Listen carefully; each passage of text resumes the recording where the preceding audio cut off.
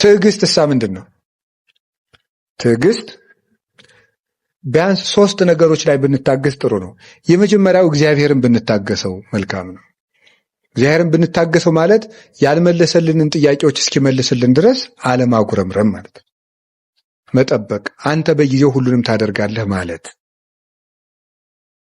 ሁለተኛ ለራሳችን ራሱ ትዕግስት ሊኖረን ይገባል። የእውነቴን ነው የምነግራችሁ። በአንድ ጊዜ ዛሬ መሰበክ ጀምረን የዛሬ ወር ጻድቅ መሆን መፈለግ ተገቢ አይደለም። እንችላለን? አንችልም። መታገስ ይገባል። የኛም አካል እስኪያድግ ልንጠብቀው ይገባል። አይዞ በርታ፣ ደግሞ ይችን አስተካክላት እያሉ ራስንም ቢሆን መታገስ እስኪያፈራ ወዲያው ቸኩሎ አይ እንግዲህ እኔ 1 ወር ሞከርኩ አልተስተካከሉም እንግዲህ ይቅርብኝ ማለት አይደለም። ለራስም ታጋሽ መሆን ያስፈልጋል። እኛንም ቢሆን ብንወድቅም እያነሳን ብንንሸራተት እየደገፍን ራሳችን ራሱ ልንታገሰው ይገባል። በስህተቱ እንዲቀጥል ሳይሆን እንዲበረታ ለራሳችሁም ይቅርታ ማድረግ አለባችሁ። አጉል ይቅርታ አይደለም። አይዞህ ትደርሳለህ፣ በእግዚአብሔር ኃይል ትደርሳለህ እያሉ ራስን ማበርታት ያስፈልጋል። አሁን ካልተለወጥኩ አለ ማለት ነው። 3ኛ ዳተኞች አትሁኑ ግን ተብለናል። ፈጥነን መወሰን አለብን፣ ግን ለውጡንና ፍሬውን ቶሎ አንጠብቅ ነው። 3ኛ የኛ የሆነን ሰው ልንታገሰው ይገባል ነው እስኪስተካከል ድረስ። ከጸለይንለት የማይስተካከል ሰው የለም። ህሊናውም ይመለሳል። ክፉ አመል ሁሉ ይስተካከላል። ዲያብሎስ ብቻ ነው የማይስተካከለው። ስለዚህ መታገስ ማለት ነገሮች እስኪፈጸሙ ጊዜያቸውን መጠበቅ ማለት ነው። የሰው ችግር የሚሰማ ሰው እግዚአብሔር የእሱን ችግር ይሰማዋል። እውነቴን ነው። የጌዲዮን ልጅ ቁሞ ምንድን ነበር ያለ? ስምዑኒ ሰባ እስራኤል እግዚአብሔር ይስማይክሙ። የእስራኤል ሰዎች እኔን ስሙኝ እናንተንም እግዚአብሔር ምን ይበላችኋል? ይስማችኋል። ሰውን ስንሰማ እግዚአብሔር ይሰማን። ሰውን ዝም ብላችሁ ሳትፈርዱ፣ ወጉን ሳትተነትኑ፣ መልስ ሳታዘጋጁ ዝም ብላችሁ ጭንቀቱን ስሙት። ያ እኛንም የሚሰማ ሰው ይጥልልናል። መድኃኒዓለም የሰው ችግር መስማት፣ የቤተ ክርስቲያንን ታሪክ መስማት፣ ትምህርት መስማት ጆሮ፣ አይን ደግሞ መጽሐፍ ማገላበጥ። አይን እኮ ኩል አለው ታውቃላችሁ? የአይን ኩሉ የእግዚአብሔር ቃል ነው የሚኳለው።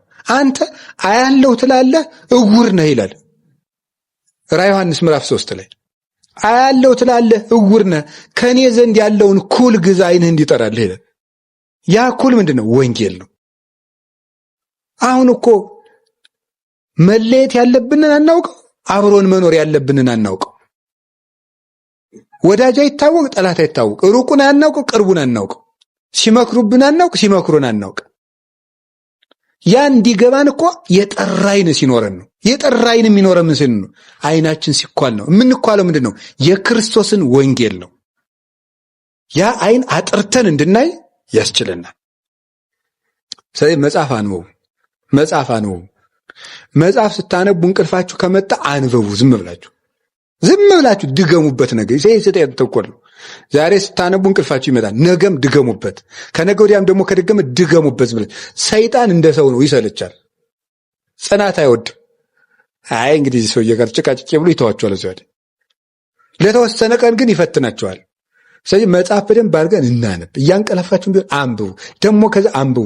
ማስለመድ ነው ዋናው። እባካችሁ አንብቡ። እውነቴን ነው፣ አንብቡ። ብታነቡ ምን አለ እንዲሁ ብታስቀምጡት። እዚህ መቼ ትልቅ ሰው እንደሚያደርጋችሁ እኮ አታውቁም። የእግዚአብሔር ቃል ያሳድጋል። እውነቴን ነው፣ እንዳይመስላችሁ።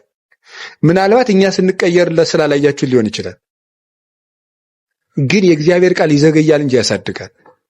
መዝሙር 1 ቁጥር 1 ላይ ምንድን ነው ያለ?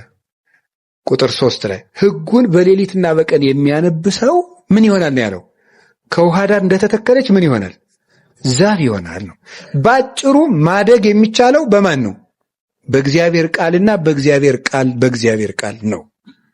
የሚያነብ ሰው ልቡ ያድጋል፣ አይምሮ ያድጋል፣ ኑሮ ያድጋል፣ አይምሮ ያድጋል፣ በስጋ በነፍስም ያሳድገናል። እግዚአብሔር ቃል እንደዚህ ነው። ስለዚህ እንድታነቡ እባካችሁ ስለ ዓይነ ብርሃኑ እያችኋል። እንዲሁ ይግርማል እኮ። እሺ 5 መክሊት ይሄ ነው። ሕዋሳት ናቸው። እጅ ነው። አሁን ማታ ማታ ጠይቁ። እንግዲህ በአምስቱ ሕዋሳቶች ማታ ምን አተረፍኩ ብላችሁ መጠየቃላችሁ። እጅ መጻፍ አለበት። እጅ ዝም ብላችሁ ጻፉ። ፊደል ካላወቃችሁም ፊደል ጻፉ፣ ተማሩበት፣ ጻፉ ዝም ብላችሁ። ደግሞ ካቃታችሁ ፊደል ካወቃችሁ ደግሞ የራሳችሁን ታሪክም ጻፉት። ኃጢአታችሁንም ዝም ብላችሁ ጻፉት። የሚሰማችሁንም ጻፉት። ብሶታችሁንም ጻፉት። ንዴታችሁንም ጻፉት። ወረቀቱ ላይ እየወጣ ይዘርግፍ፣ ነፃ እንድትሆኑ ጻፉት። አንዲት ሴት አልነበረች እየጻፈች ስታኖር የተባለው እዚያ ውዳሴ ማርያም ላይ። እዛ ምንድን ያደረገች? ለቅዱስ ባስልዮስ አንድ ቀን ገልጣ ብታየው የዓመት ስንክሳር አሉ ወስዳ ለባስልዮስ በዚህ ያለው ኃጢአትሽ ይፋቅል ይበለኝ አለችው አለ። ተፋቀላት። እየጻፍን ጻፉ ዝም ብላችሁ። ጥቅስም ጻፉ፣ የሚሰማችሁን ነገር ጻፉ ዝም ብላችሁ። ከዛ ስንጽፍበት ያጃችን ይባረካል። ስሩ። ክፉ ነገር ግን አትደዝድዙበት። ክፉ ነገር አትጻፉበት። ቴክስትም ቢሆን እውነቴን ነው፣ መክሊት ነዋ። ይኸውልህ አይነቱ ከከሰረ ትርፉ ይመጣል አይመጣም? እጅ እኮ አይነቱ ወረት ነው። መክሊት ማለት እኮ ማትረፊያው ቋሚ ገንዘቡ ማለት ነው። እጅ ቋሚ ንብረት ነው። አይን ቋሚ ንብረት ነው። ጆሮ ቋሚ ንብረት ነው። ንብረታችን ነው ክርስቶስ የሰጠን። ይሄ መክሰር የለበትም። ይሄ ወረት ነው የተሰጠን ማትረፊያችን። ምን ቴክስት ክፉ ቴክስት አጻፍ ምን ይላል ኢሳይያስ? አሌሎም ለለ ይጽፉ መጽሐፈ እኩየ። ክፉ መጽሐፍ ለሚጽፉ ሰዎች ወዮላቸው። ክፉ መጽሐፍ እኮ ጽፎ ማሳተም ብቻ አይደለም።